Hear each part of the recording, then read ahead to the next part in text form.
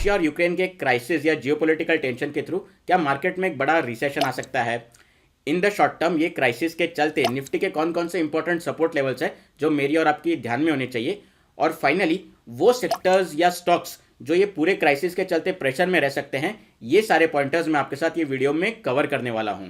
तो दोस्तों, सबसे पहले मैं आपको यहाँ पे ये बता दूं कि मैं कोई जियोपॉलिटिकल एक्सपर्ट नहीं हूं और ये सिचुएशंस एग्जैक्टली कैसे पैन आउट करेगी ये किसी को नहीं पता। तो आप ये वीडियो को किसी भी तरह के रिकमेंडेशन की तरह मत लीजिएगा, बट यहाँ पे एक हम काम कर सकते हैं, कुछ डेटा पॉइंट्स की मदद से जो हिस्टोरिकली हुए थे स्टॉक मार्केट्स में, जब जब ऐसी वॉर वाली सिचुएशंस आई थी और मार्केट का बिहेवियर कैसा रहा है, ये मैं आपके साथ जरूर एनालाइज कर सकता हूं। फॉर एग्जाम्पल, मैंने आपके सामने डाउ जोन्स इंडस्ट्रियल एवरेज का चार्ट खोल के रखा है 1930s-40s के अराउंड का। तो एग्जैक्टली दिसंबर 1941 में पर्ल हार्बर पे बॉम्बिंग हुई थी, जहां पे जापानीज बॉम्बर्स ने अमेरिका का पर्ल हार्बर को बॉम्ब किया था। और उसके बाद हम सबको पता है कि यूएसए को वॉर में इन्वॉल्व होना पड़ा और हिरोशिमा नागासाकी जैसा बड़ा सा न्यूक्लियर या एटॉमिक डिजास्टर हुआ था, जो हिस्ट्री में हम सबको पता है। बट लेटेस्ट सी ये वाले टाइम पे मार्केट ने एग्जैक्टली कैसे बिहेव किया। तो दिसंबर 1941 में यहाँ पे बॉम्बिंग हुई थी और तब डाउ जोन्स का लेवल अराउंड 115 पॉइंट्स था।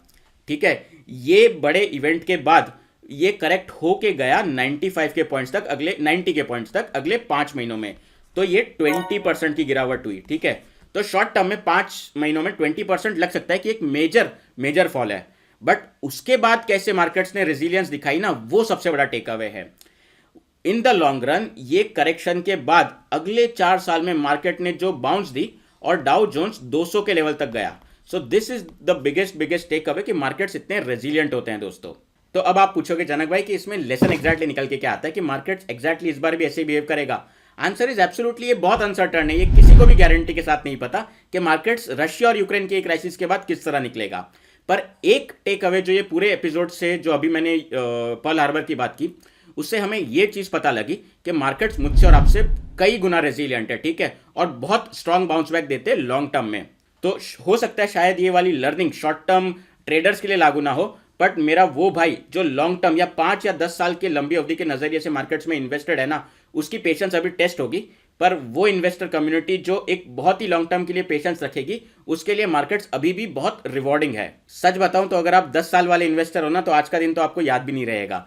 पर वो इन्वेस्टर्स जो ये मार्केट में सिर्फ और सिर्फ स्पेक्यूलेशन, शॉर्ट टर्म में गैम्बलिंग करके पैसा बनाने के चक्कर में उतरे थे, उनके लिए ये थोड़ा सा टफ और रफ मार्केट हो सकता है। तो ये तो लॉन्ग टर्म की बात हो गई और एक लॉन्ग टर्म का नैरेटिव भी हो गया कि कैसे मार्केट बाउंस बैक करता है ऐसे जियोपॉलिटिकल टेंशन के बाद। पर शॉर्ट टर्म में even for long term investors ये बहुत इंपॉर्टेंट हो जाता है ध्यान में रहना कि वोलेटिलिटी के चलते निफ्टी के कौन कौन से इंपॉर्टेंट सपोर्ट लेवल्स है।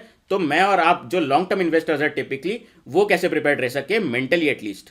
तो शॉर्ट टर्म में एज यू कैन सी मैंने वीकली चार्ट शेयर किया है और एक टेक अवे तो बहुत क्लियरली यहाँ पे निकल के आता है कि प्राइस एक्शन या ट्रेंड के हिसाब से ना, अगर मैं देखूं तो रिसेंटली ये प्राइस एक्शन का सपोर्ट ब्रेक तो हुआ है और ये मार्केट साइडवेज तो गया है। ठीक है, तो वो एक जो स्ट्रॉन्ग बाय ऑन डिप्स या स्ट्रॉन्ग बुल मार्केट की वेव थी ना, वो शॉर्ट रन में तो एंड होती हुई दिख रही है।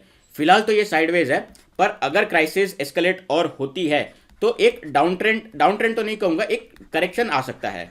ठीक है, और जस्ट इन केस अगर करेक्शन आया तो कौन कौन से इंपॉर्टेंट सपोर्ट लेवल्स है, तो आपका सबसे पहले मैं ध्यान खींचना चाहूंगा 52 वीक ईएमए पे। मतलब 52 वीक वाली एक्सपोनेंशियल मूविंग एवरेज है, वो 16,400 के अराउंड है। तो एक पहला सपोर्ट इसको यहां पे मिलेगा। ठीक है, इसके साथ साथ 16,400 पे लास्ट टाइम जब एक डीपर करेक्शन आया था तो यहीं से मार्केट एग्जैक्टली घुमा था ये पॉइंट पे। तो 16,400 इज एन इंपॉर्टेंट लेवल। अगर वो ब्रीच होता है तो नेक्स्ट सपोर्ट इसको फिबोनाची के हिसाब से मिलता है अराउंड द लेवल्स ऑफ 16,000 के नीचे भी और कई लेवल्स है, वहां पे मैं इमीडिएटली अभी स्पेकुलेट नहीं करना चाहूंगा।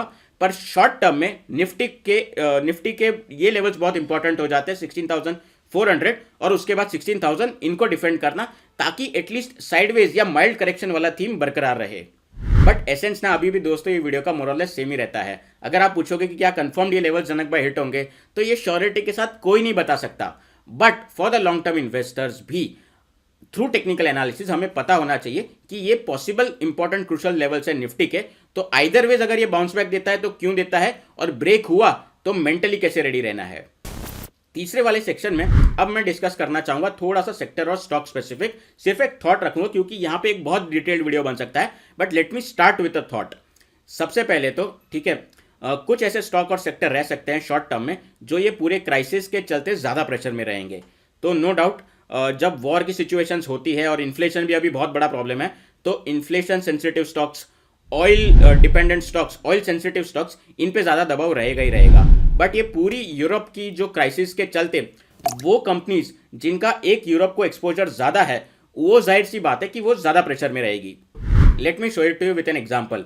मैंने आपके सामने पुल करके रखा है वो लिस्ट ऑफ स्टॉक्स जिनका रेवेन्यू 30% से ज़्यादा यूरोप से आता है। ओके, तो कुल मिला के ऐसी 36 कंपनीज है।